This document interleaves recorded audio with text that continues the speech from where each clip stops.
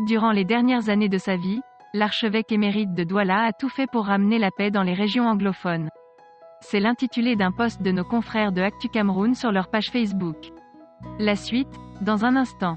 Abonnez-vous en activant la cloche de notification pour recevoir la primeur de nos futures publications.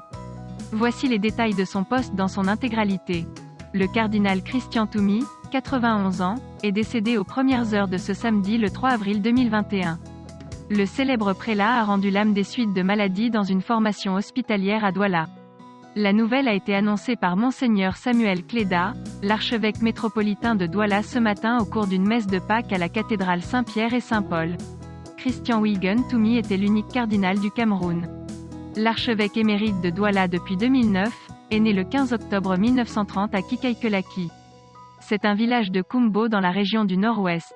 Après avoir été ordonné prêtre le 17 avril 1966 pour le diocèse de Buea, Christian Wigan Toumi était allé poursuivre sa formation en sciences de l'éducation au Nigeria.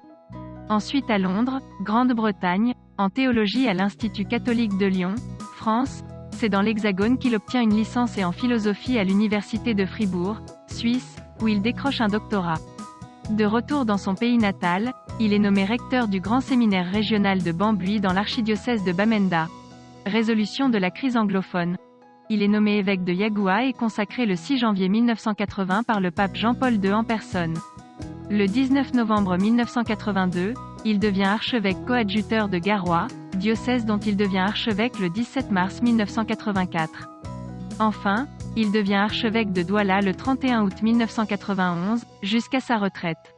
Ces dernières années, le cardinal Christian Toumi a tout fait pour ramener la paix dans les régions anglophones, nord-ouest et sud-ouest. En 2018, il était revenu sur la scène nationale camerounaise invitant sans répit le gouvernement et les séparatistes anglophones à un dialogue inclusif pour une solution concertée au conflit dans le nord-ouest et le sud-ouest du pays. Il avait aussi uni ses forces avec celles de leaders religieux anglophones pour créer un cadre de dialogue entre toutes les parties prenantes du conflit à travers la conférence générale anglophone. Mais qui s'était heurté à l'hostilité de l'État camerounais. Celui-ci avait, par 2 fois, été à l'origine du report de la manifestation.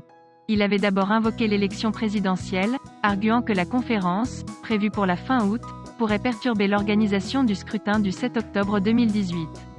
Il avait, par la suite, refusé d'accorder l'autorisation pour une nouvelle rencontre les 21 et 22 novembre 2018. Son désir de faire revenir la paix dans les régions anglophones a failli lui coûter la vie.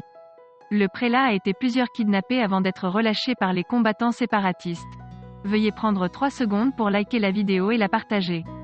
N'oubliez pas de vous abonner à la chaîne YouTube Camer TV Info, Cameroun Actu et sur le site www.camertv.info. À bientôt pour de nouvelles publications.